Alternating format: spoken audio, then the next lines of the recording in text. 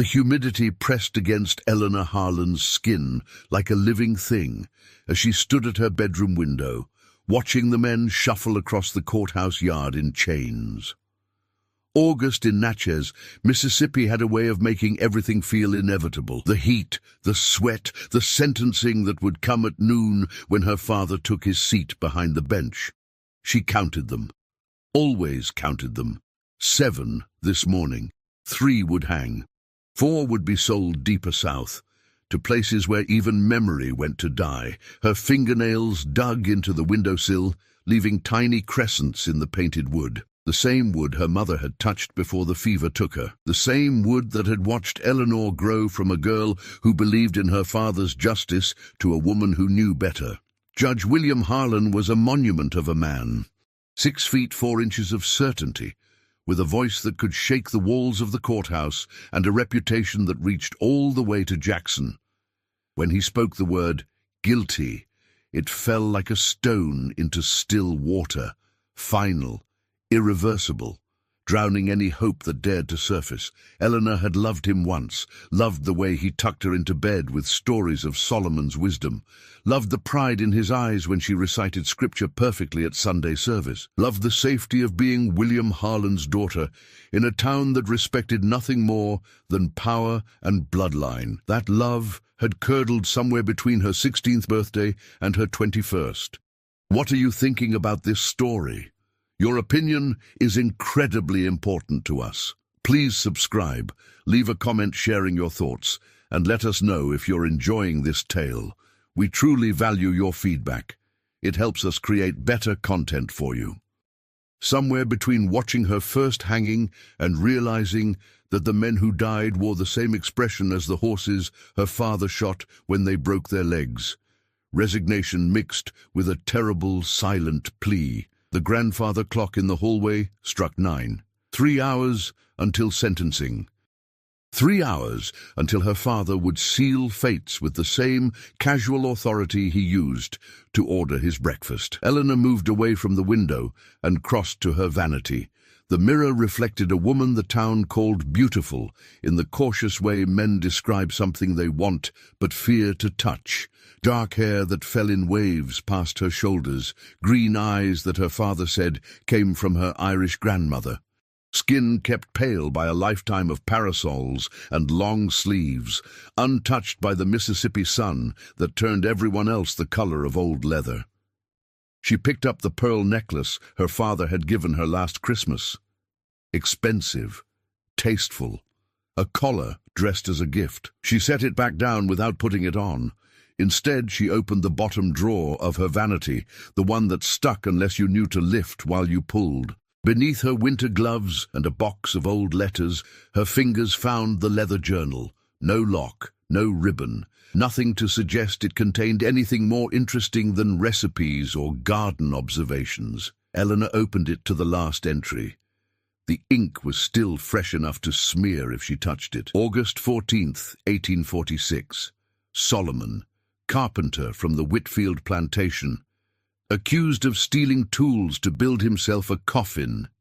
His master's words, not mine. 28 years old, scar above his left eye from childhood. Reads better than half the men in this town. Father sentenced him to 50 lashes and sailed to New Orleans. I gave him 3 days head start and the map to the Jeffries farm. Below that, 39 other entries, 39 names. 39 men who should have been dead or disappeared into the cotton fields of the Deep South, but who had instead walked out of Natchez and into legend. 39 secrets that could get her killed. The first one had been an accident, or perhaps not an accident, but an impulse she hadn't fully understood until it was already done. His name was Jacob, 22 years old, caught trying to reach his wife after she'd been sold to a plantation in Vicksburg. Judge Harlan sentenced him to hang at dawn.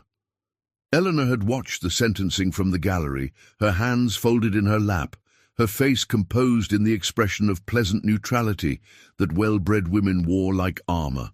But inside, something was screaming. That night she couldn't sleep, couldn't stop seeing Jacob's face when the sentence was read, couldn't stop thinking about the wife he'd never reach, the children they might have had, the life that would end at the end of a rope because he'd committed the unforgivable sin of loving someone. She'd risen from bed in her nightgown and walked downstairs, past her father's study where she could hear him snoring, past the kitchen where the house slaves slept, out the back door and across the lawn to the carriage house where the town kept prisoners overnight before execution. The guard was a man named Petrie, 40 years old, drank too much, owed money to half the merchants in town. Eleanor knew this because her father complained about it regularly, knew that Petrie's weakness was the same as most men's. He wanted what he couldn't afford. She'd brought her mother's ruby ring, the one she was supposed to save for her wedding day. Petrie had stared at her like she was a ghost when she appeared in the doorway, stared harder when she held out the ring. "I want to speak with the prisoner," she'd said, privately, for 1 hour. "Miss Harlan, I can't." "My father doesn't need to know. No one needs to know. 1 hour, Mr. Petrie, and you'll never have to worry about your debts to Mr. Patterson's general store again." She'd watched him calculate, watched greed war with fear. Greed won. It usually did. Jacob had been chained to the wall when Petrie led her into the cell. His head was bowed, his breathing shallow. He didn't look up until Petrie closed the door behind him, leaving them alone. "Who are you?" His voice was hoarse, defeated. "Someone who's going to help you run." His head snapped up. In the lamplight, she could see the bruises on his face from where they'd beaten him during the arrest, could see the hope kindle in his eyes like a match struck in darkness. "Why?"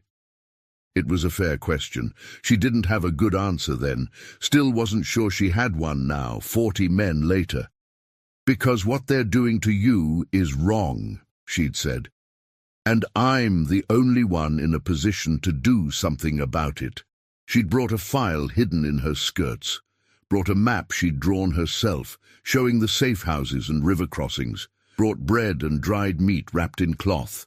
And she'd brought something else, something she hadn't planned, something that happened in the space between his chains, falling away, and his hand touching hers in gratitude.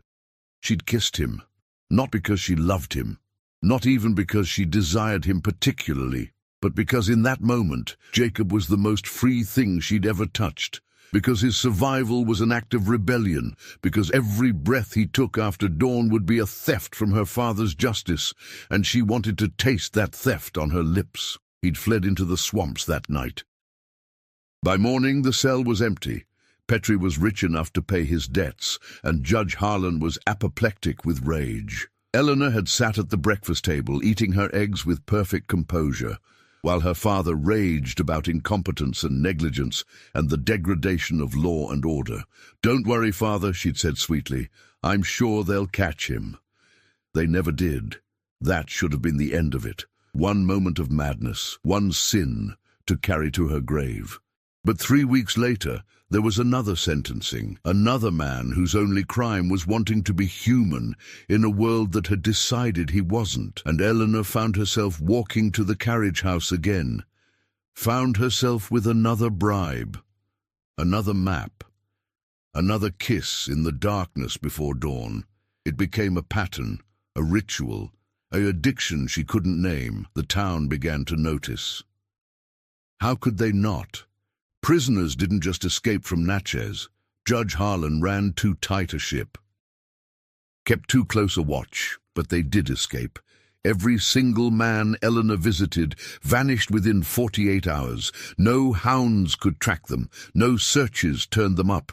It was as if they stepped through a door into another world and pulled it shut behind them. The whispers started small, grew louder. By the time Eleanor had freed her 20th man, the rumors had taken on a life of their own. Some said she was a witch, that she opened doorways to hell and traded the prisoners' souls for her own damnation. Some said she was mad, that grief over her mother's death had broken something in her mind. Some said she was defiled, that she laid with the condemned men in their cells, that she was addicted to the forbidden, that she was everything a proper Southern woman should never be. All of it was true. None of it was true. Eleanor didn't bother to correct them. Let them think what they wanted. Let them clutch their pearls and whisper behind their fans. Every minute they spent scandalized was a minute they weren't looking for the men she'd freed, but her father was looking. Oh, he was looking. Judge William Harlan hadn't built his reputation by being blind. He saw the pattern, saw how the escapes always happened after Eleanor had visited the courthouse, saw how she'd started wearing her mother's jewelry less and less, as if she'd been trading it away piece by piece. He'd confronted her once, stood in her doorway at midnight, still in his judicial robes, his face carved from stone. "Eleanor, I need you to tell me the truth." She'd looked up from her book, met his eyes without flinching. "About what, Father?" "About these escapes, about your visits to the prisoners. I visit them to pray for their souls. Someone should, don't you think, since you're sending them to meet their Maker?" His jaw had tightened. "Don't blaspheme in this house." "I thought truth was sacred in this house. Isn't that what you always taught me?" They'd stared at each other across a gulf that had once been love and had become something else entirely, something that tasted like betrayal on both sides. He'd left without another word. That was 3 months ago. Since then, the silence between them had grown thick enough to drown in. Eleanor closed her journal and returned it to its hiding place. From downstairs, she heard the breakfast bell. Her father would be waiting. She smoothed her dress, checked her reflection one last time, and descended the stairs with the practiced grace of a woman who knew she was being watched. Always watched. By servants, by neighbors, by her father's cold, calculating eyes. Judge Harlan sat at the head of the table, the morning newspaper spread before him. He didn't look up when she entered. "Good morning, Father." "Eleanor." Not good morning, just her name, flat, distant. She took her seat. The servant, a woman named Bess, who'd been with the family since before Eleanor was born, brought coffee and grits. Eleanor thanked her. Her father didn't acknowledge Bess's existence. That was something else that had changed in Eleanor. The way she'd started seeing the people her father looked through, started learning their names, their stories, their humanity. It made what she did easier, made it feel less like rebellion and more like correction. Like setting right what her father kept breaking. 7 men today, Judge Harlan said, still not looking at her. 3 will hang. The others will be sold. "I'm sure you'll be very fair, Father." Now he looked up. His eyes were the color of winter ice. "Fair, yes, I'm always fair, Eleanor. That's what justice is. Fairness, order, consequence. And mercy?" The words left her mouth before she could stop them. "Is there any room for mercy in your justice?" Something dangerous flickered across his face. "Mercy is for God to dispense. I dispense the law." "Perhaps God needs better representatives." The slap came so fast she didn't see it. Didn't feel it until her cheek was burning, and her ears were ringing, and her father was standing over her, breathing hard. "You will not speak to me that way. You will not shame this family with your proclivities. You will remember who you are and what you owe to the name Harlan." Eleanor touched her cheek, tasted blood where her teeth had cut the inside of her mouth. She stood slowly, met his eyes again. This time, she smiled. "I remember exactly who I am, Father. The question is, do you?" She walked out of the dining room without being dismissed. Behind her she heard china shatter against the wall. The courthouse in Natchez was a temple to certainty. 3 stories of white-columned authority that looked down on Front Street like a disappointed father surveying disappointing children. Eleanor had spent her entire life in its shadow. First as a girl, sitting in the gallery during her father's trials, watching justice performed like theatre, and later as a woman who understood that theatre was all it had ever been. She entered through the side door, the one reserved for the judge's family. The morning heat had already turned the interior into an oven, despite the high ceilings and the windows thrown open to catch whatever breeze dared to venture this far inland from the river. The sentencing would begin at noon, but the courtroom was already filling. Planters in their fine coats, merchants hoping to buy the convicted at auction, curious townsfolk with nothing better to do than watch other people's lives end. The gallery smelled of tobacco and sweat and something else Eleanor had learned to recognize, the particular scent of people who'd come to witness suffering and call it righteousness. She found her usual seat in the front row, where the judge's daughter was expected to sit. A performance of family solidarity, a reminder that Judge Harlan's bloodline stood behind his verdicts. Except Eleanor's presence here wasn't solidarity anymore. It was reconnaissance. She needed to see them. Needed to choose which one she'd save, because she couldn't save them all. That was the mathematics of mercy. In a world built on cruelty, you saved who you could and carried the weight of everyone else for the rest of your life. The 7 men were led in at 11:45, chains connecting their wrists and ankles, the metal scraping against the wooden floor like a death rattle. Eleanor studied each face, committing them to memory. The first was old, 60 at least, maybe older. His back was bent from decades in the fields, his eyes clouded with cataracts. Whatever he'd done to end up here, he wouldn't survive a week of hard labor in the deep south. A hanging might be the more merciful sentence. The second and third were young. Brothers from the look of them, same broad nose, same high cheekbones. Too young to die, too young to disappear into the cotton fields. But there were 2 of them, and Eleanor could only save one. The 4th was a woman. That stopped Eleanor cold. Her father rarely tried women. Usually they were dealt with by their masters, privately, in ways that never made it to court. For a woman to stand trial meant she'd done something that couldn't be ignored. The 5th was missing an arm. Lost it to a cotton gin, Eleanor guessed.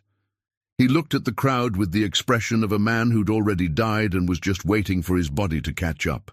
The 6th was enormous. 6.5 feet tall, muscles that suggested a lifetime of blacksmith work or dock labor. His face was a map of scars, old and new. He looked at Judge Harlan's empty bench with something Eleanor recognized. Calculation. He was planning something. Probably wouldn't live long enough to execute it. The 7th made her breath catch. He couldn't have been more than 18. Still had the softness of youth in his face, though his eyes were already ancient with the particular aging that came from surviving in a world designed to kill you. His hands were ink-stained. A house slave, then, educated enough to write, dangerous enough to think.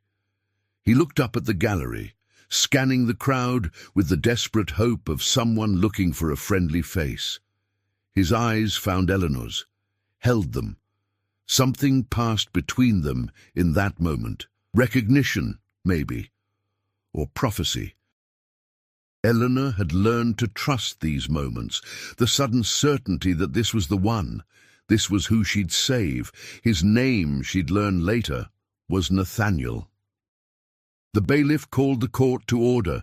Judge William Harlan entered in his black robes, moving with the deliberate gravity of a man who'd long ago confused his position with his worth. He settled into his chair, arranged his papers, and looked out over the courtroom with the satisfaction of a landowner surveying his property. His eyes passed over Eleanor without stopping. She might as well have been furniture. "We'll begin with the woman," he announced. She was brought forward. Her name was Ruth, 26 years old, accused of poisoning her master's wife.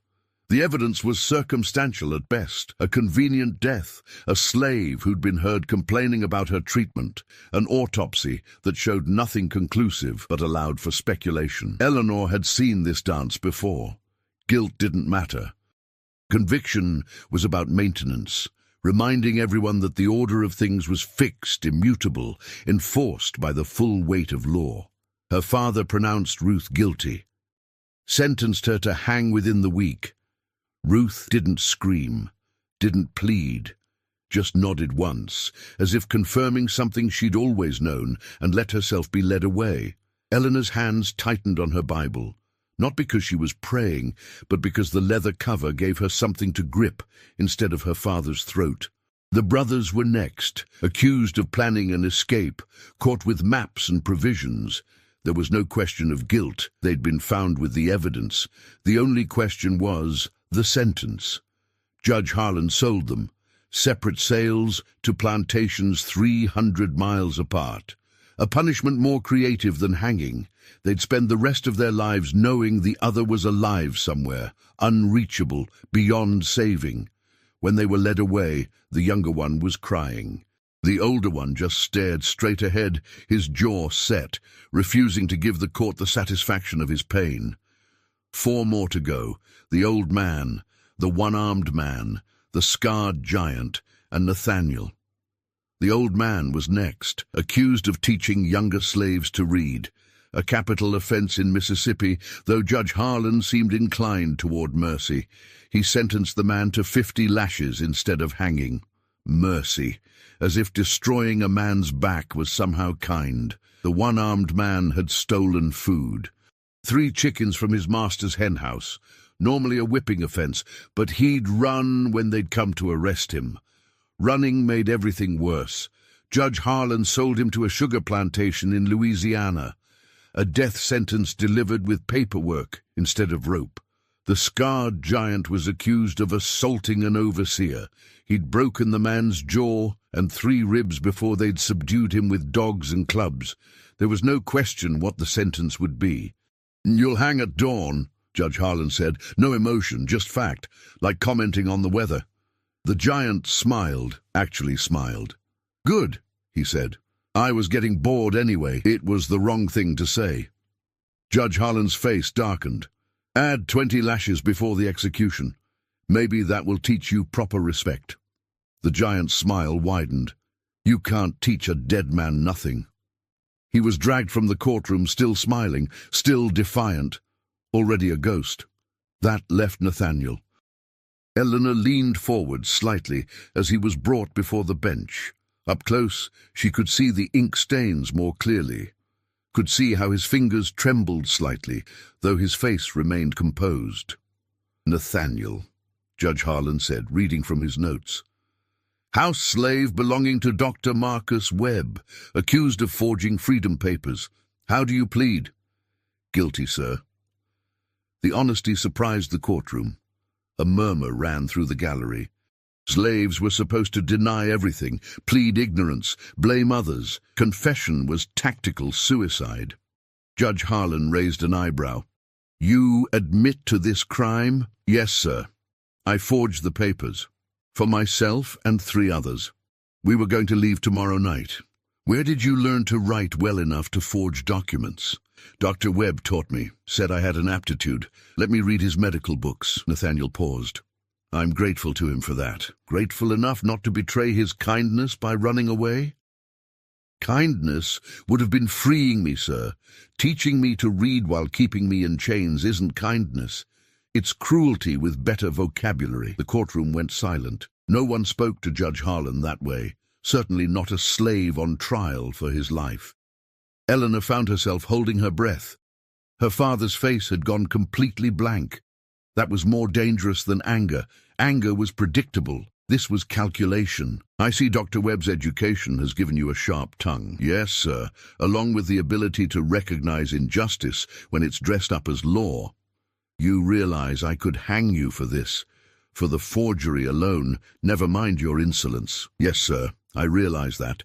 I also realize that you'll probably do it whether I'm insolent or not, so I figured I might as well speak the truth while I still have breath to speak it." Judge Harlan steepled his fingers. Studied Nathaniel like a scientist examining an interesting specimen. "How old are you, boy?" 18, sir. 18 years old and already this bitter, this broken." "Not broken, sir, just clear-eyed." Eleanor could see her father wrestling with something, could see the moment he made his decision. "I'm going to give you a choice, Nathaniel. Something I rarely do. You can hang quick and clean, or you can be sold to the Blackwood plantation in Alabama. Nathan Blackwood runs a cotton operation, works his slaves hard, very hard. I'm told the average lifespan for a field hand there is about 5 years. He leaned forward. So what will it be? A fast death or a slow one? Nathaniel didn't hesitate. The plantation, sir. Why? You know you'll suffer there. You'll be worked to death in those fields, because suffering means I'm still alive. And while I'm alive, there's hope. Something shifted in Judge Harlan's expression. Not sympathy, but perhaps a recognition of a worthy opponent, or maybe just irritation that this slave wouldn't give him the satisfaction of breaking. So be it. You'll be transported to Alabama next week. In the meantime, you'll wait in the courthouse cells. I wouldn't want you getting any ideas about escaping. He banged his gavel. This court is adjourned. The guards moved to take Nathaniel away. As they did, he looked up at the gallery one more time, found Eleanor's eyes again. This time she let herself smile, just a slight curve of her lips, just enough to say, "Wait for me." He saw it. She could tell by the way his shoulders straightened slightly, by the way something like hope flickered across his face before he schooled it back to neutrality. Then he was gone, led away to the cells beneath the courthouse, where condemned men waited for their sentences to be carried out. Eleanor remained seated while the courtroom emptied. Her father left through his private exit without acknowledging her. The spectators filed out, already gossiping about the day's proceedings. Within an hour, the whole town would know about the slave who'd talked back to Judge Harlan and lived, for now. When the courtroom was empty except for her and one elderly bailiff who was snoring in the corner, Eleanor finally stood. Her legs were stiff from sitting. Her head ached from the heat and the tension and the weight of what she'd just witnessed. 7 people sentenced, 7 lives altered or ended by her father's voice, 7 souls weighed and measured and found wanting by a system that had decided their worth before they were even born. She could save one, Nathaniel, but that meant abandoning the others. Ruth would hang, the brothers would be torn apart, the old man would be beaten, the one-armed man would die slowly in the Louisiana heat. The scarred giant would smile his way to the gallows, the mathematics of mercy. The accounting of the damned. Eleanor walked out of the courthouse into the afternoon sun. The heat hit her like a physical force, pressing against her skin, making the air thick and hard to breathe. She had 4 days before Nathaniel was transported to Alabama, 4 days to plan, 4 days to bribe the right people, draw the right maps, arrange the right escape route, 4 days to commit another sin her father would never forgive. She turned toward home, already calculating, already planning, already damning herself a little more. The Harlan estate sat on a hill overlooking the Mississippi River, 3 acres of manicured gardens and white columns that announced to everyone who passed that Judge William Harlan was a man of consequence. Eleanor had loved this house once, the way children love anything familiar. Now it felt like a museum, dedicated to a civilization she no longer believed in. She entered through the servants' door. A calculated choice. Her father would be in his study until dinner, reviewing case files and correspondence. The house slaves would be preparing the evening meal. She had perhaps 2 hours before anyone would miss her. 2 hours to do what needed to be done. Her room was on the 2nd floor, overlooking the gardens. Eleanor locked the door behind her and moved immediately to her wardrobe. Behind her winter coats and Sunday dresses, she'd created a false back, a panel that lifted away to reveal a hollow space about 2 feet deep. Inside that space lived her rebellion. Maps of Mississippi, Louisiana, and Tennessee, marked with safe houses and river crossings, letters from Underground Railroad conductors, written in code but clear enough once you knew what to look for. Money, nearly $300 saved from her allowance and the sale of her mother's jewelry. And weapons. 2 pistols her father didn't know were missing from his collection, a knife small enough to hide in a boot. Eleanor pulled out the newest map, the one she'd been perfecting for weeks. It showed a route from Natchez to Memphis, avoiding major roads and known patrol areas. 70 miles through swamp and forest and small towns where strangers were noticed and reported. She'd sent 39 men along this route, 39 successes, 39 reasons to believe it would work again. But Nathaniel was different. Nathaniel could read, could write, could forge documents. He wasn't just another escaped slave. He was educated, articulate, dangerous in all the ways that made white Southerners nervous. They'd hunt him harder than the others. Her father would make it personal. She needed to be smarter this time, faster, more careful. A knock on her door made her freeze. "Miss Eleanor?" Bess's voice, cautious and familiar. Eleanor quickly replaced the panel and closed the wardrobe. "Yes, Bess, your father wants to see you in his study. Says it's important." Of course it was important. Everything with her father was important. Every conversation a chess game. Every word weighed and measured for advantage. "Tell him I'll be down in 10 minutes. "He said now, Miss Eleanor." Eleanor closed her eyes, breathed, composed her face into the mask of dutiful daughter that she'd worn for so many years. It almost felt natural. "I'm coming."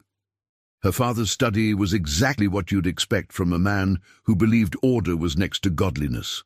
Books arranged by subject and height, papers stacked in perfect right angles, a portrait of Andrew Jackson above the fireplace, looking stern and satisfied, as if he approved of everything William Harlan had built. The judge sat behind his massive oak desk, a crystal glass of bourbon in his hand, despite the early hour.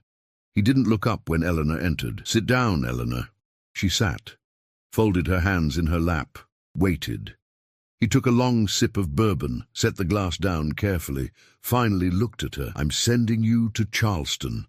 The words hit like a slap. "What?" "You'll leave next week. Your Aunt Catherine has agreed to host you for the winter social season. There are several eligible young men there, lawyers, doctors, men of good family. It's time you married." Eleanor's mind raced. Charleston was 600 miles away, 600 miles from Natchez, from Nathaniel, from everything she'd built. "I don't want to go to Charleston." "What you want is immaterial. You're 24 years old, Eleanor. You've rejected every suitable match in Mississippi. People are beginning to talk." "Let them talk." "I will not." His voice hardened. "Your behavior this past year has been increasingly erratic. These visits to the courthouse, your rudeness at breakfast, the way you look at me like I'm something to be scraped off your shoe." He leaned forward. "I know what you're doing, Eleanor. I don't have proof yet, but I know." Her heart hammered against her ribs. "I don't know what you mean. Don't insult my intelligence. 43 prisoners have escaped from Natchez in the past year. 43. From a town that hadn't had a single escape in the previous decade. And every single one of them disappeared shortly after you visited the courthouse. Correlation isn't causation, Father. You taught me that." "No, but it's suspicious as hell." He stood, walked to the window overlooking his gardens. "I've given you every advantage, Eleanor. Education, position, a name that means something in this state, and you've repaid me with rebellion and disgrace. You've given me a cage made of advantages." He turned, and for a moment she saw something that might have been pain cross his face. "I've given you safety. Do you have any idea what would happen to you if the truth came out? If people knew you'd been helping slaves escape, they'd call you a traitor, an abolitionist. They'd destroy you, Eleanor, destroy this family. Maybe this family deserves to be destroyed." The slap came harder this time. Her head snapped to the side, her vision blurring.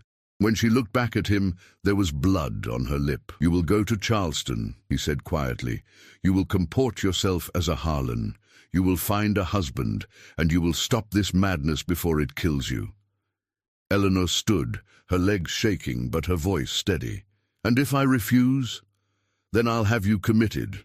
Dr. Whitmore has already agreed to sign the papers. He's quite convinced that your behavior indicates hysteria.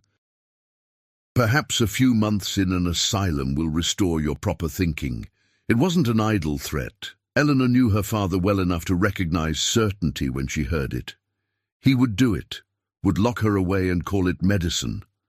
unless she gave him a reason not to. She touched her bleeding lip, considering her options. All of them were bad. Some were just less bad than others. "Give me until the end of the month," she said. "Let me tie up my affairs here. Say goodbye properly. Then I'll go to Charleston without complaint." He studied her, suspicious. "Why the delay?" "Because I'm not a piece of furniture you can just ship away. I have obligations. Friends. I need time to prepare. You have 1 week, not a day more. And in the meantime, you will not leave this house without my permission. You will not visit the courthouse. You will not communicate with anyone of questionable character. Am I understood?" "Perfectly." "Good." He returned to his desk, picked up his bourbon. "You're dismissed."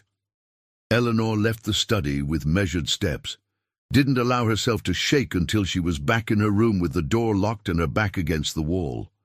1 week. She had 1 week to save Nathaniel and escape from her father's house before she was either married off or locked in an asylum. The mathematics had changed. Now she wasn't just saving Nathaniel's life. She was saving her own. That night, Eleanor waited until the house was dark and silent before she moved. 2 in the morning, the hour when even the watchful slept. She dressed in her plainest clothes, dark colors, practical boots, her hair pinned up and hidden under a bonnet. In the dark, at a distance, she could pass for a servant, or at least someone not worth noticing. The pistol went into the pocket of her cloak, the knife into her boot, the map and money into a leather satchel. She was traveling light because she'd need to move fast. Getting out of the house without being seen required knowledge she'd accumulated over 24 years. She knew which stairs creaked, knew which doors were oiled and which weren't, knew that the guard her father had posted would be sleeping off his nightly bourbon by now. She made it to the stables without incident. Her horse, a bay mare named Judith, greeted her with a soft nicker. Eleanor saddled her quickly, muscle memory guiding her hands in the darkness. The ride to town took 40 minutes. The streets of Natchez were empty, except for a few drunks stumbling home from the taverns. Eleanor kept to the shadows, kept Judith to a walk, nothing to attract attention. The courthouse loomed against the night sky, its white columns ghostly in the moonlight. The prisoners were kept in cells beneath the building, accessible through a locked door at the back. The guard there was a man named Toby, younger than Petrie, less experienced, but also less corrupt, which meant she couldn't buy him with money alone. She needed a different currency. Eleanor knocked on the door, light, tentative, like a frightened woman seeking help. Toby opened it, blinking sleep from his eyes. "Miss? What are you—" She pushed past him into the guardroom. "Please, I need your help. Someone's following me." "Following you? Who?" "I don't know. A man. I was walking home from my cousin's house, and he started pursuing me. I tried to lose him, but he kept coming. This was the only place I could think of that would be safe." Toby looked past her into the darkness. "I don't see anyone. He must have seen me come in here and run off. But please, can I just wait here for a few minutes until I'm sure he's gone?" It was a terrible story, full of holes. No woman in her right mind would be walking alone at 2 in the morning. But Toby was young, and Eleanor had learned that young men rarely questioned pretty women in distress. I suppose that would be all right. But just for a few minutes. I can't leave my post." "Of course, thank you. You're very kind." She sat on the bench near the stove, arranging her skirts, letting herself look vulnerable, letting Toby see exactly what he expected to see. A frightened lady in need of protection. While he watched the door, Eleanor watched the room. The keys hung on a hook near the desk. 7 of them, labeled with cell numbers. Cell 3 would be Nathaniel. They'd put him in the middle cell, away from the street-level windows. "Can I ask you something, Toby?" She made her voice soft, curious. "Yes, miss." "The prisoners down there, are they treated well?" "Well enough. They get food, water. We're not monsters." "Of course not. I didn't mean to suggest. It's just, I was at the sentencing today.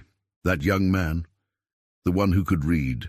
I felt badly for him. Toby shifted uncomfortably. He broke the law, miss. I know, but he seemed so human, more human than most of the men in that courtroom. They're all human, miss. That's what makes it complicated. Eleanor looked up at him. Really looked. Saw a man not much older than Nathaniel. Saw someone who maybe hadn't yet had all the decency beaten out of him by this world. Do you ever wonder if what we're doing is right? She asked quietly. Every day. The answer came quick. Honest. Then he seemed to catch himself. But wondering doesn't change anything. The law is the law. Unless the law itself is wrong. He looked at her sharply. That's dangerous talk, Miss Harlan. Eleanor Harlan. His face went white. You're the judge's daughter. I am. And I'm also someone who thinks you're right, that they're all human, and that maybe humanity should count for more than law. She stood, moved toward him slowly. Not seductive, not threatening, just present. I know you're a good man, Toby. I can see it. You hate what you have to do here, hate keeping people in cages, but you do it because you need the job, because you have family to feed, because refusing means losing everything. How do you? I know because we're the same, you and I, both trapped by circumstances, both doing things we hate because the alternative is worse. She paused. But what if there was another alternative? What if you could do the right thing and not lose everything? He stepped back. Miss Harlan, I think you should leave. How much do you make, Toby? $20 a month? 18. I'll give you $200 right now, and a letter of reference from my father's law office that says you had to leave this position for family reasons. No shame, no questions asked. Enough money to relocate your family to Tennessee or Kentucky or anywhere you want to go. His hands were trembling. You're asking me to let you down to those cells. I'm asking you to look the other way while I do what should have been done a long time ago. They'll know it was me. I'm the only guard here tonight. Tell them I threatened you. Tell them I had a gun. She pulled the pistol from her cloak, showed it to him. It's not even a lie. Toby stared at the gun, at her. At the keys on the wall, Eleanor could see him calculating, could see the same war between fear and greed and something deeper, something that might actually be conscience. If I do this, he said slowly, I can't ever come back to Mississippi. No, but you'll be free, really free, not just pretending. He closed his eyes, breathed. When he opened them again, something had shifted. $200, right here. She pulled the money from her satchel, set it on the desk between them. He took it, counted it, pocketed it, then he took the keys off the wall and handed them to her. Cell 3. You've got 10 minutes. After that, I'm raising the alarm whether you're done or not. That's all I need. The stairs down to the cells were narrow and steep. The air got thicker with each step, heavy with the smell of unwashed bodies and human waste and despair. There were 7 cells. Only 3 were occupied. Cell 1 held the scarred giant, already sleeping or pretending to. Cell 3 held Nathaniel. Cell 5 was empty. Nathaniel looked up when he heard her footsteps. His eyes widened when he saw who it was. You, not a question. A statement, like he'd been expecting her. Me. Eleanor fumbled with the keys, found the right one, opened his cell. He didn't move, just stared at her like she might disappear if he blinked. We don't have much time, she said. Can you ride a horse? Yes. Good. There's a mare tied behind the courthouse. Her name is Judith. She'll take you to the river road. Follow it north for 15 miles. There's an abandoned tobacco barn with a broken window. Inside you'll find supplies, food, money, another map. Stay there until tomorrow night, then continue north. She pulled the map from her satchel, showed him the route. These marks are safe houses, people who'll help you. This one here is the Jeffries farm. Tell them Eleanor sent you. They'll get you to Memphis. Nathaniel took the map with shaking hands. Why are you doing this? Because someone has to. You don't even know me. I know enough. I know you'd rather suffer than give up hope. I know you spoke truth in a courtroom where truth is the most dangerous weapon. I know you're the kind of person worth saving." He looked at her for a long moment. Then, very carefully, he touched her hand, just his fingers against her wrist, the lightest possible contact. "Thank you. Don't thank me yet. Thank me when you're free. When you're so far north they can't touch you. When you're somewhere you can use that education for something other than forging papers." She pressed the map into his hand. "Now go, before I change my mind, before your courage fails, before God or the devil or my father catches us." Nathaniel moved toward the stairs, stopped, turned back. "Come with me." The words hung in the air between them, an invitation, a possibility, a future Eleanor had never let herself imagine. "I can't." "Why not?" "Because I'm not done here yet. There are others I can save. If I run now, all of this ends. But if you stay, your father will destroy you. Probably. But I'll take as many people with me as I can before he does." Nathaniel smiled, sad and beautiful and understanding. "You're the bravest person I've ever met." "I'm the most damned. Maybe those are the same thing." He left then, disappeared up the stairs like a ghost, like a dream, like everything Eleanor had ever wanted and would never have.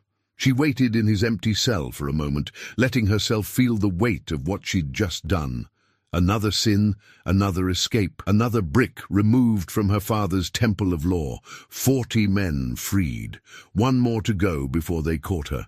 She locked the cell behind her and returned the keys to Toby. "He's gone," she said. Toby nodded, didn't look at her. "You should go too. I'll wait 15 minutes before I raise the alarm. After that, you're on your own." "That's all I've ever been." Eleanor walked out of the courthouse into the last few hours of darkness before dawn. Somewhere ahead of her, Nathaniel was riding north toward freedom.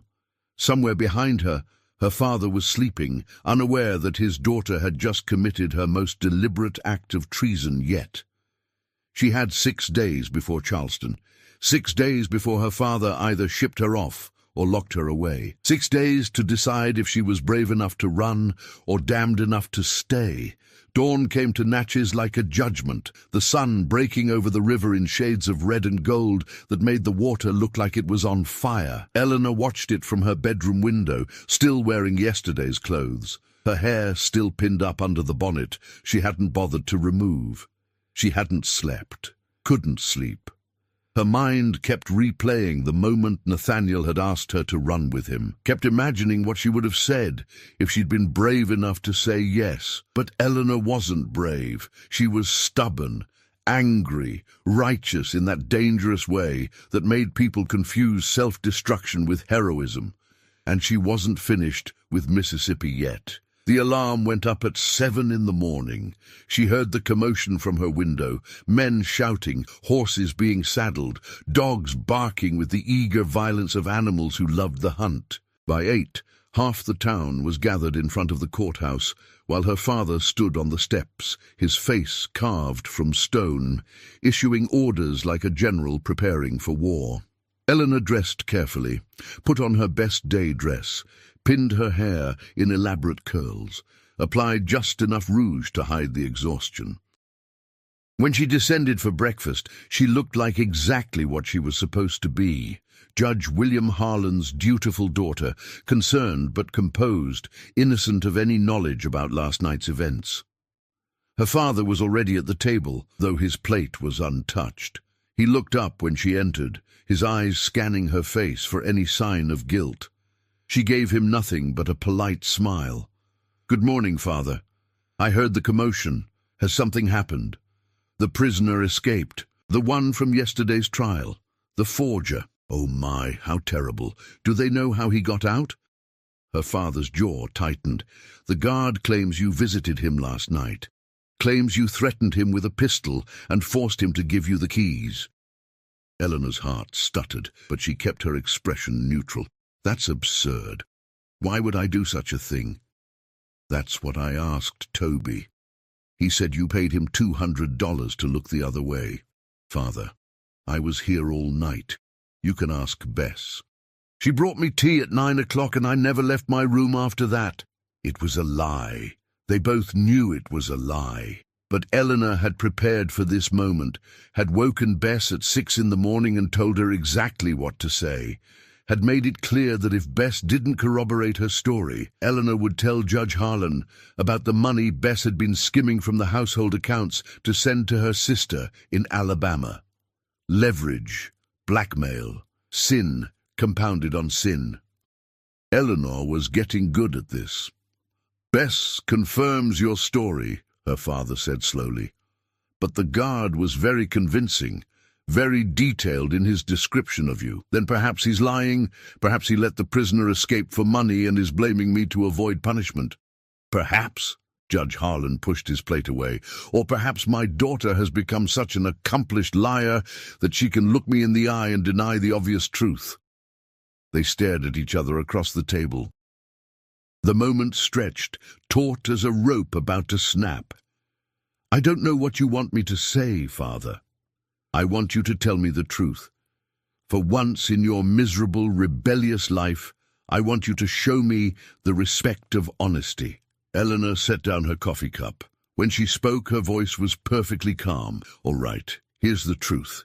I think the law you enforce is evil. I think the sentences you pass are morally indefensible. I think every man you've condemned to death or slavery or a lifetime of suffering deserves better than what you've given them.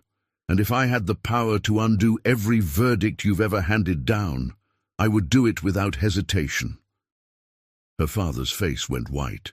"You admit it." "I admit nothing except my opinions, which last I checked were not illegal, even for women. Your opinions are treasonous, seditious. If you weren't my daughter, if I weren't your daughter, you'd have had me arrested months ago.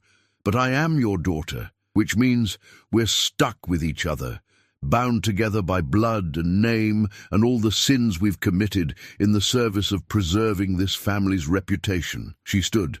"I'll go to Charleston, Father. I'll smile at your lawyer friends and dance with your business partners and pretend to be the dutiful daughter you wish I was. But don't mistake compliance for capitulation, and don't ever forget that the only reason I'm still here is because I choose to be." She left him sitting at the table, alone with his rage and his powerlessness, and the dawning realization that his daughter had become something he could no longer control. The next 3 days passed in a state of barely contained chaos. Search parties scoured the countryside. Reward posters went up in every town within 50 miles. Judge Harlan personally led a group of trackers into the swamps, convinced they'd find Nathaniel's body drowned in some forgotten backwater. They found nothing, because Nathaniel was smart, because Eleanor's map was good, because the network of people willing to hide escaped slaves was larger and more organized than anyone wanted to admit. By the 4th day, the search was called off. Not because they'd given up hope, but because there were other prisoners to sentence, other slaves to control, other rebellions to crush. The machinery of oppression couldn't pause just because one educated house slave had slipped through their fingers.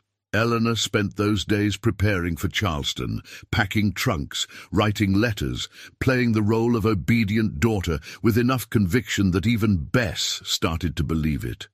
But at night, alone in her room, Eleanor was planning something else entirely. She'd saved 40 men, 40 souls pulled from the edge of damnation. But there were others, hundreds of others, thousands, a whole population condemned to suffer under laws written by men who'd convinced themselves that cruelty was justice. She couldn't save them all, could barely save herself at this point. But maybe she didn't need to. Maybe what she needed to do was burn the whole system down. The idea came to her on the 5th night, while she was sorting through her mother's old papers. Letters from relatives, recipes, a journal her mother had kept during the early years of her marriage, and tucked in the back of the journal, a list of names. Eleanor almost missed it, would have missed it if the handwriting hadn't caught her eye. Her mother's careful script, listing 15 names, all men, all residents of Natchez, all prominent citizens. Next to each name was a number, ranging from 3 to 27. It took Eleanor several minutes to understand what she was looking at. When she did, her hands started shaking. The numbers were slave counts. How many enslaved people each man owned. Her mother had been keeping records, documenting ownership, creating a census of human property in Adams County. But why?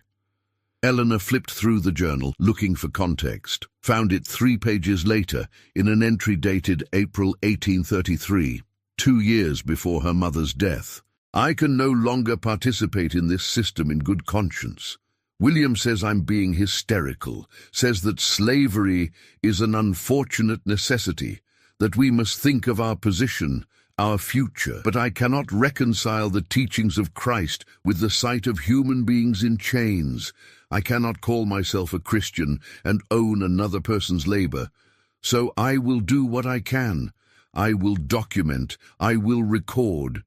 And perhaps someday someone will use this information to set things right. Eleanor read the passage 3 times, felt something crack open in her chest, a grief she'd been carrying for 11 years without knowing its true weight. Her mother had known, had understood, had been trapped in the same cage Eleanor was trapped in now. Marriage to a man whose values she despised, complicity in a system she couldn't escape, searching for any small way to resist. The list of names wasn't random. It was a target list, a map of who profited most from human suffering. A blueprint for dismantling the machinery piece by piece. Eleanor copied the list into her own journal, added her own observations, updated the numbers based on what she'd learned over the past year. Then she started planning. On the 6th day, Judge Harlan received a letter. It was delivered by a nervous courier who refused to say where it came from, only that he'd been paid handsomely to ensure it reached the judge's hands and no one else's. The letter was written in elegant script on expensive paper. No signature, no return address, just a message. You sentenced 43 men this year. I freed 40 of them. The remaining 3 died because I couldn't reach them in time. That failure haunts me. But not as much as the knowledge of how many more I couldn't save, how many more you will condemn, how many more will suffer because men like you have decided that profit matters more than humanity. This is your only warning. The daughter you think you control is more dangerous than you imagine, and the revolution you think you've prevented has already begun. It just doesn't look like you expected. Judge Harlan read the letter once, twice. Then he walked upstairs to Eleanor's room and threw open the door without knocking. She was packing, folding dresses, organizing shoes, looking for all the world like a woman preparing to leave for Charleston. Did you write this? He thrust the letter at her. Eleanor took it, read it calmly, handed it back. No, don't lie to me. I'm not. I didn't write it. She paused. But I could have. The sentiment is accurate enough. Her father's hands were shaking with rage. You have no idea what you've done, the enemies you've made, the danger you've put this family in. I have every idea. I've spent my entire life watching you destroy people in the name of law and order. I know exactly what I've done. And I'd do it again. They'll kill you, Eleanor. When they figure out who's been helping these slaves escape, they won't care that you're a woman. They won't care that you're a judge's daughter. They'll hang you in the town square and call it justice. Then I'll die knowing I did something that mattered, which is more than you can say. He raised his hand, stopped, lowered it. Something in his face shifted, from anger to something that might have been grief. When did you stop being my daughter? When I realized what being your daughter meant. He turned and left without another word. Eleanor returned to her packing. Her hands were steady. Her heart was calm. She'd made her choice. Tomorrow, she would get on the coach to Charleston, would let her father think he'd won, would disappear into polite society and advantageous marriages and all the trappings of civilized life. But tonight, there was one more thing to do. The fire started at midnight. It began in the courthouse basement, where the records were kept, property deeds, trial transcripts, bills of sale for human beings bought and sold like livestock, 300 years of documentation proving who owned what, who owed whom, who had the legal right to destroy lives with a signature.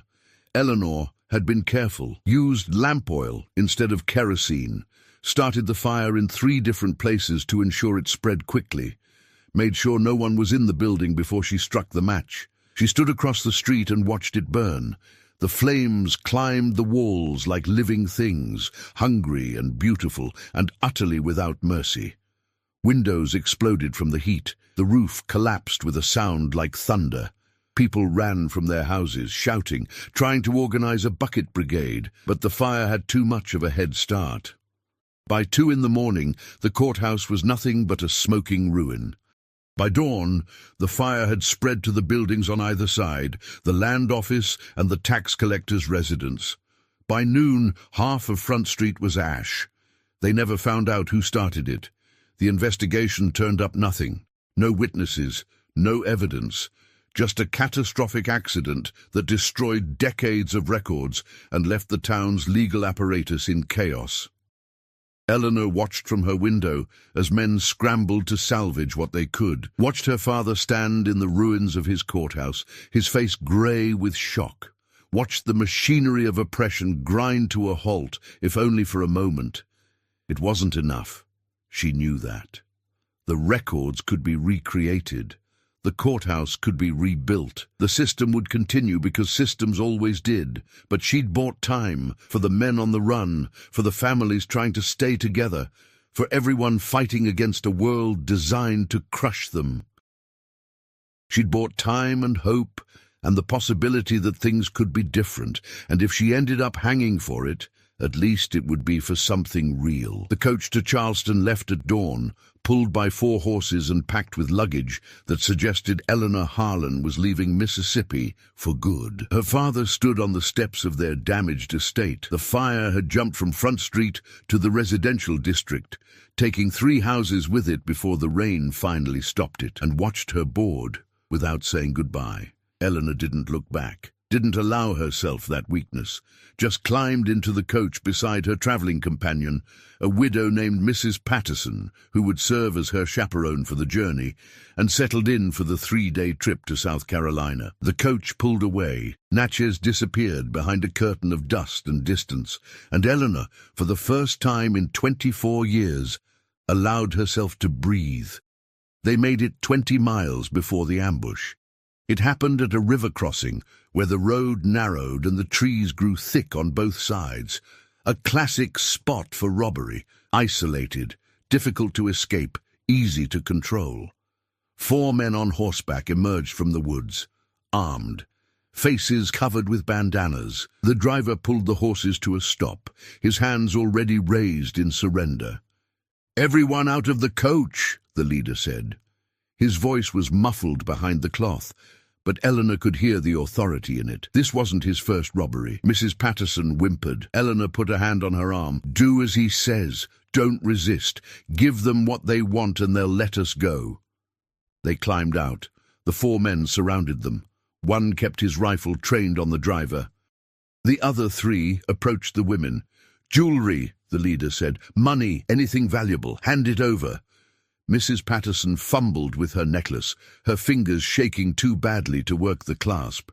Eleanor helped her, then removed her own earrings and the bracelet her father had given her for her last birthday. The leader took them, studied them in the morning light. Then he looked at Eleanor, and something in his posture changed. "You're Judge Harlan's daughter." Not a question, a statement. Eleanor's heart dropped into her stomach. "Yes. Thought so. Seen you at court. Seen you watching." He pulled down his bandana. Eleanor found herself staring at a face she recognized. One of the men from her father's trial 3 months ago. A free black man accused of harboring fugitives. Her father had sentenced him to 6 months hard labor. He should have been in a work camp right now. Should have been breaking rocks or digging ditches. But here he was, armed and free and looking at Eleanor like she was a puzzle he was trying to solve. "How did you escape?" she asked. Same way 40 others did. Someone paid off the guards. Someone arranged safe passage. Someone who looked a lot like you. The other 3 men pulled down their bandanas. Eleanor recognized 2 of them. Brothers she'd seen sentenced to separate plantations. The third was a stranger, but he had the look of someone who'd spent time in chains. We heard about the fire, the leader said. Heard the whole courthouse burned down, records destroyed. Your father's life's work turned to ash, he smiled. That was you, wasn't it? Eleanor said nothing. Incriminating herself to 4 armed men seemed unwise, even if they were former prisoners. We're not here to rob you, he continued. We're here to recruit you. Recruit me for what? The real Underground Railroad, not the polite version your Quaker friends run up north. The version that fights back, that burns plantations, that steals weapons, that makes it too expensive for these bastards to keep human beings in cages. He stepped closer. You've saved 40 men. That's good, but 40 men isn't enough. There are 4 million enslaved people in this country, 4 million souls who need what you've been doing, but they need it bigger, meaner, more organized. Eleanor's mind raced. This was insurrection.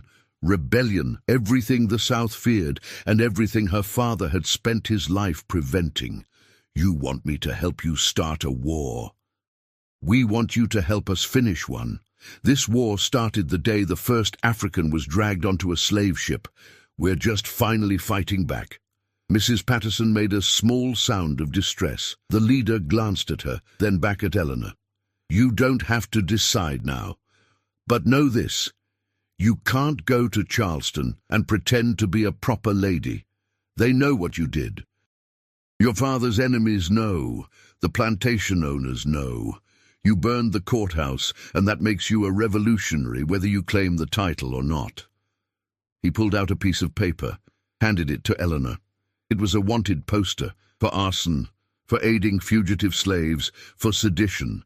Her name was at the top in bold letters. The reward was $500, dead or alive. Your father put this out yesterday, the leader said. Couldn't protect you anymore, couldn't hide what you were. So he did what men like him always do. He sacrificed you to save himself. Eleanor stared at the poster, at her own name turned into bounty, at the proof that she'd crossed a line she could never uncross. What's your name? She asked quietly. Samuel Brooks.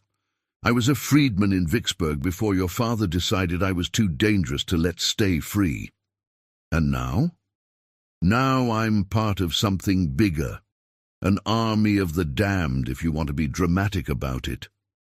People who've decided dying fighting is better than living in chains. He extended his hand. You can come with us. Help us organize. Use that clever mind and that insider knowledge to hurt the people who've been hurting us.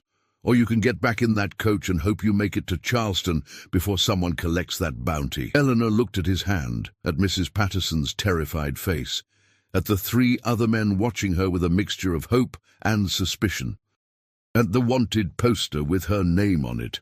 She thought about Nathaniel, somewhere up north by now, about the 40 men who'd made it to freedom because she'd been willing to sin, about her mother's journal and her father's courthouse and the mathematics of mercy that had consumed her life, about the choice between safety and salvation. She took Samuel's hand. Tell me everything. The camp was hidden 15 miles into the swamps, accessible only by boat and protected by men who knew how to disappear into the landscape. Eleanor counted at least 30 people, escaped slaves, free blacks who'd chosen resistance over safety, and a handful of white abolitionists who'd crossed the line from sympathy to action. They'd built something remarkable. A village of sorts, complete with sleeping quarters, a makeshift kitchen, and a weapons cache that would have made her father weep. The organization was military in its precision. Scouts, guards, foragers, planners. These weren't desperate fugitives. They were soldiers. Samuel led Eleanor to the center of the camp, where a woman sat reviewing maps. She was perhaps 50, her hair silver, her hands scarred from what looked like years of field work. When she looked up, her eyes were sharp enough to cut. "This is Mama Ruth," Samuel said. "She runs things here." The same Ruth from the trial. The woman accused of poisoning her mistress. The woman Eleanor hadn't been able to save. "You escaped," Eleanor said, relief flooding through her. "No thanks to you." Ruth's voice was acid. "You saved 40 men, left me to hang, left plenty of others to die. So forgive me if I'm not impressed by your charity." The words hit like a fist. Eleanor had known she couldn't save everyone, had made her peace with that mathematics, but hearing it from someone she'd abandoned made it real in a way philosophy never could. "You're right," Eleanor said quietly. "I should have saved you too. I should have saved all of you. I didn't, and I'll carry that for the rest of my life." "Guilt's cheap," Ruth said. "Action costs. You ready to pay?" "Yes." Ruth studied her for a long moment. Then she stood and gestured to the maps spread across the table. "We've been tracking plantation shipments, cotton, tobacco, all moving down the river to New Orleans for sale. Every shipment represents enslaved labor. Every dollar earned is stolen from people who'll never see freedom." She pointed to a route marked in red. "This is the Henderson Plantation's cotton run. $40,000 worth of product moving next week. We're going to sink it." Eleanor leaned over the map. "How?" "Fire. We'll torch the barges while they're loading at the dock. Destroy the cotton. Make it too expensive for Henderson to operate. And while the plantation owners are distracted, we'll evacuate as many enslaved people as we can." "That's ambitious. That's necessary. We've been playing defense for too long. Time to take the fight to them." Ruth looked at Eleanor with an expression that might have been respect or might have been calculation. "Samuel says you burned your father's courthouse, says you destroyed decades of ownership records. That true?" "Yes." "Why?" "Because every slave sold, every family separated, every human being treated like property. It all started with paperwork, with legal documents that turned people into things. I couldn't destroy the system, but I could destroy its memory, make them start over, buy time for people to escape while they're rebuilding." Ruth smiled. It wasn't a kind smile. "You're more radical than I thought. I'm tired of playing by rules designed to keep me powerless." "Good, because what we're about to do will get you killed. We'll get all of us killed, probably, but we'll take enough of them with us that it'll matter." She pulled out another map. This one showed the entire Mississippi River Valley, marked with locations, plantations, docks, safe houses, escape routes. "This is the network. Hundreds of people, thousands if we count sympathizers. We've been building it for years. Quiet, careful. But quiet and careful doesn't win wars, it just prolongs them." Ruth looked at Eleanor with the intensity of someone making a final judgment. "You've been playing at resistance, saving men one at a time, noble, insufficient. If you want to join us, you need to understand we're not trying to help people escape slavery.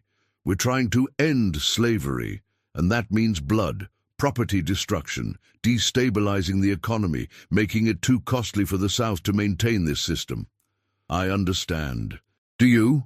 Because the woman who walks into this camp isn't the woman who walks out. You can't go back to being Judge Harlan's daughter, can't go to Charleston and find a husband and pretend this was just a rebellious phase. You choose this. You're choosing exile, danger, probable death." Eleanor thought about her bedroom window, her vanity, her mother's jewelry, all the trappings of a life she'd been taught to want. Thought about Nathaniel asking her to run. Thought about 40 men free because she'd been willing to sin. "I choose this." Ruth nodded. "Then welcome to the revolution, Eleanor Harlan. Try not to get us all killed." The next week was education. Eleanor learned how to shoot properly, not the decorative pistol practice her father had allowed, but real marksmanship. Learned how to move quietly through the swamps, learned the signals and codes the network used to communicate, learned the names and stories of everyone in the camp. And she learned about failure. Not every rescue succeeded. Not every plan worked. 2 days after Eleanor arrived, 3 men were caught trying to steal weapons from a plantation armory. They were hanged the next morning as a warning to anyone else thinking about resistance. Eleanor wanted to save them, wanted to organize a rescue, but Ruth was firm. We can't save everyone, can't risk the whole network for 3 men. It's cold, it's brutal, but it's the mathematics we live with. The same mathematics Eleanor had been using, but hearing someone else say it made it sound less like strategy and more like cruelty. "How do you live with it?" Eleanor asked. "By remembering that for every person we can't save, there are 10 we can. And by knowing that even if we all die tomorrow, we'll have accomplished something. We'll have proven that enslaved people aren't helpless, aren't passive, aren't the docile property these bastards pretend we are." Ruth paused. "You feel guilty about the ones you couldn't save. Good. Hold on to that. Let it fuel you, but don't let it paralyze you. Guilt without action is just another form of self-indulgence." It was the same lesson Eleanor had been teaching herself, but it hit different coming from someone who'd survived what Eleanor had only witnessed. On the 7th day, they received word that Nathaniel had made it to Canada. The news came via the Underground Railroad's communication network. Coded messages passed from contact to contact until they reached the swamp camp. Nathaniel was alive, free, working with abolitionists in Toronto. Eleanor cried when she heard, not sad tears, relief, vindication, proof that what she'd done mattered. Samuel found her sitting by the water, her face wet, her hands shaking. "You love him," he said, not a question. "I barely know him. Doesn't matter. You love what he represents. Freedom, hope, the possibility that all this suffering leads somewhere better." Eleanor wiped her eyes. "Is that enough? To love an idea instead of a person? It's enough to fight for. And right now, that's all that matters." He sat beside her. For a while, they just watched the water move, thick and dark and full of hidden things. "You know you can't go back," Samuel said eventually, "even if you wanted to. Your father's got every slave catcher in Mississippi looking for you. You're worth more dead than alive at this point." "I know. So what now? You hide in the swamps forever, become a ghost story white people tell their children to scare them into obedience." "I become useful. I do what Ruth said. I fight. I destroy. I make it cost so much to keep people in chains that they start to question whether it's worth it. And if you die doing it," Eleanor smiled, "then I die doing something that matters, which is more than most people get." Samuel nodded. "Ruth wants you to lead the Henderson plantation raid." "Me? I've been here a week. I don't know what I'm doing." "You know how rich people think, know how plantations operate, know the legal system inside and out, and you've got nothing to lose, which makes you dangerous." He stood. "Meetings in an hour. Come prepared to plan a fire that'll burn so bright they'll see it in Jackson." He left Eleanor alone with her thoughts, and the dark water, and the weight of what she'd become. She'd left Natchez as Judge Harlan's daughter. She'd return as something else entirely.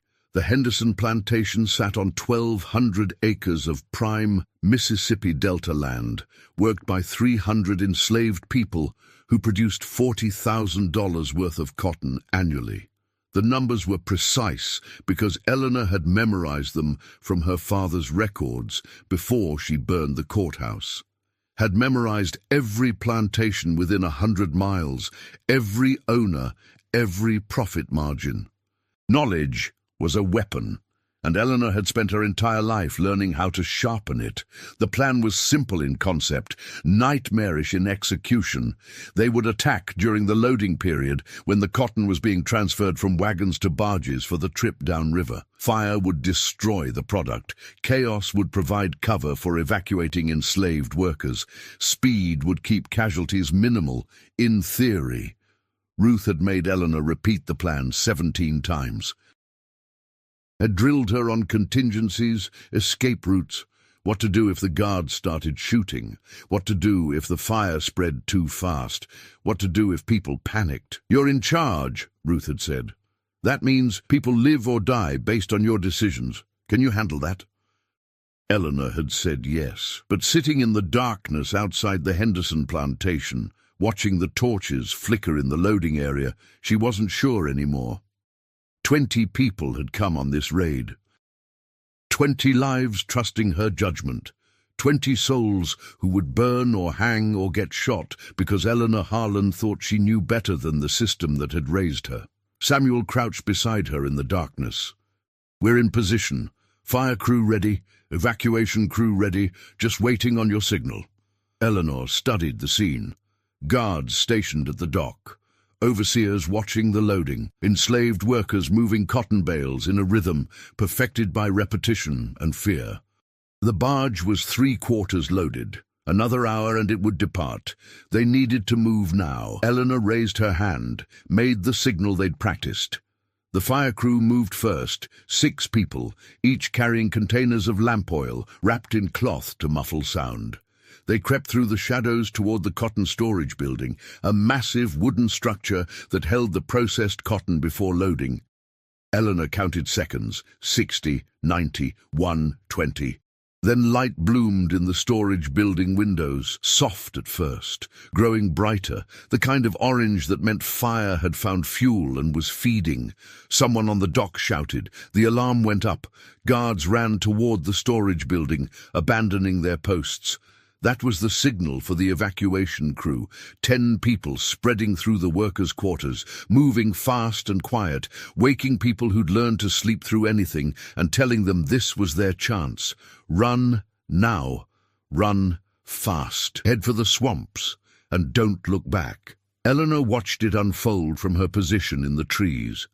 Watched the fire spread from the storage building to the bales on the dock. Watched the guards realize too late that they couldn't stop it. Watched the Henderson plantation's annual profit turn to smoke and ash. And watched people run, not all of them. Some were too afraid, some too injured, some too broken by decades of slavery to believe escape was possible. But enough ran that it mattered. Enough fled into the darkness that Eleanor could count it a success. Until the shooting started. The first shots came from the main house. Henderson himself probably armed and furious and determined to protect his property. The bullets whined through the air, finding targets in the darkness. Eleanor heard someone scream, saw one of the evacuation crew fall. "Pull back!" she shouted. "Everyone pull back to the rendezvous point!" But chaos had its own momentum. People were running in every direction. The fire had spread to the dock, cutting off escape routes. Guards were organizing, forming a line, firing into the crowd without caring who they hit. Eleanor made a decision, probably the wrong decision. Definitely the most dangerous decision. She ran toward the gunfire. Her pistol was in her hand. Before she remembered drawing it, she fired twice at the guards on the dock, aiming high to scatter them rather than kill them. It worked. They dove for cover, giving the evacuation crew time to reorganize. Samuel appeared beside her, his face tight with fear and determination. "What the hell are you doing?" "Buying time. Get everyone to the boats." "Not without you." "I'm right behind you. Go!" He went. Eleanor provided cover, firing when guards showed themselves, retreating slowly toward the tree line. The fire had engulfed the entire loading area now. The barge was burning. The storage building was collapsing. $40,000 of cotton turning to smoke. It was the most beautiful thing Eleanor had ever seen. She was almost a safety when she saw the girl. Couldn't have been more than 10 years old, standing frozen in the middle of the chaos, her eyes wide with terror, smoke billowing around her. One of the workers' children, probably, separated from her mother in the confusion. Eleanor didn't think, just ran back. She scooped up the girl, felt the small body trembling against her chest. Turned to run for the trees. The bullet hit her from behind. Pain exploded through her shoulder. Her left arm went numb. She stumbled but didn't fall. Kept running. Kept holding the girl. Made it to the tree line on momentum and stubbornness and the kind of adrenaline that makes people accomplish impossible things. Samuel grabbed her, took the girl. half-carried Eleanor to the boats. They were pulling away from shore when Eleanor looked back and saw Nathan Henderson standing on his burning dock, silhouetted against the flames, watching his empire burn. Their eyes met across the distance. Recognition sparked. He knew who she was, knew Judge Harlan's daughter had just destroyed his livelihood. He raised his rifle. Eleanor braced for the shot that would end her. It never came. The dock collapsed beneath Henderson, sending him tumbling into the river. By the time he surfaced, the boats were gone, disappeared into the swamp darkness like ghosts. The bullet had gone through Eleanor's shoulder without hitting anything vital.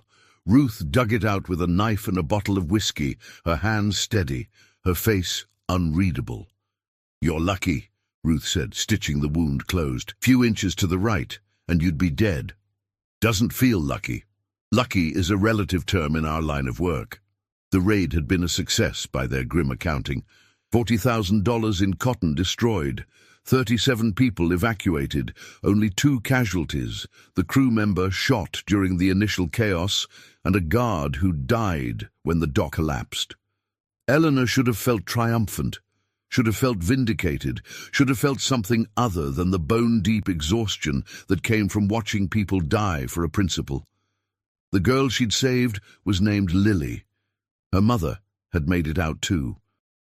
They were sitting by the fire now, the mother holding her daughter, both of them crying with relief and trauma and the overwhelming reality that they were free. Samuel sat beside Eleanor while Ruth finished the stitching.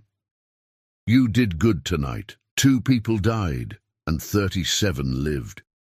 You need to learn to count wins, Eleanor. Otherwise this work will kill you faster than any bullet. Maybe it should. Don't talk like that. We need you. This revolution needs you." Eleanor looked at him. Really looked. Saw a man who'd spent years fighting impossible odds. Saw someone who'd chosen hope when despair was easier. Saw a reflection of everything she was trying to become. "How do you keep going?" she asked. "How do you watch people die and still believe it's worth it? Because the alternative is watching everyone die. At least this way some of us survive, some of us fight back, some of us prove that enslaved people aren't broken, aren't helpless, aren't the property white people want us to be." He paused. "Your father spent his whole life trying to convince the world that slavery was natural, ordained by God, necessary for civilization. Every person you save proves him wrong. Every plantation you burn proves him wrong. Every moment you keep fighting proves him wrong." Eleanor closed her eyes. Let the pain wash over her. Let herself feel it instead of running from it. When she opened them again, Ruth was tying off the last stitch. "You'll live," Ruth said. "Unfortunately for you. Unfortunately, because living means you have to keep making these decisions. Keep choosing who to save and who to leave behind. Keep carrying the weight of people who trusted you and died anyway." Ruth's expression softened slightly. "But you'll carry it, because that's what we do." She stood. "Get some rest. We're moving camp tomorrow. The raid will bring slave catchers. We need to disappear before they find us." She left Eleanor and Samuel sitting by the medical tent, the smell of smoke and blood and hope hanging in the air between them. "What happens now?" Eleanor asked. "Now we keep fighting, keep burning, keep freeing people until either we win or we die. Those are the only options. They're the only ones that matter." Eleanor touched her wounded shoulder, felt the stitches pull, felt the proof that she'd crossed another line tonight. Wasn't just helping people escape anymore, was actively destroying, fighting, bleeding for what she believed in. "My father will hear about this, about the Henderson raid, about me being there." Good. Let him know what his daughter became. Let him know that all his law and order and civilized justice couldn't stop you, couldn't break you, couldn't make you complicit in his sins. Samuel stood, extended his hand. "Welcome to the war, Eleanor Harlan. Try to stay alive long enough to see us win it." She took his hand, let him pull her to her feet, stood despite the pain, despite the exhaustion, despite every reasonable impulse telling her to run. Across the camp, Lily and her mother were singing, quiet, joyful, a hymn Eleanor recognized from Sunday services.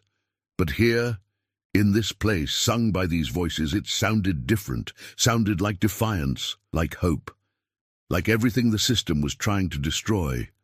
Eleanor closed her eyes and listened. Let the music wash over her. Let herself believe, just for a moment, that all of this might actually lead somewhere better. Behind them, Mississippi burned. Ahead of them, an uncertain future. Between them, the bonds forged by people who'd chosen resistance over safety, action over compliance, revolution over resignation. Eleanor Harlan had been Judge William Harlan's daughter, had been a proper Southern lady, had been everything her father and her world expected her to be. Now she was something else, something dangerous, something free. And though the road ahead would be long and bloody and filled with impossible choices, she would walk it, would fight, would burn the whole system down if that's what it took.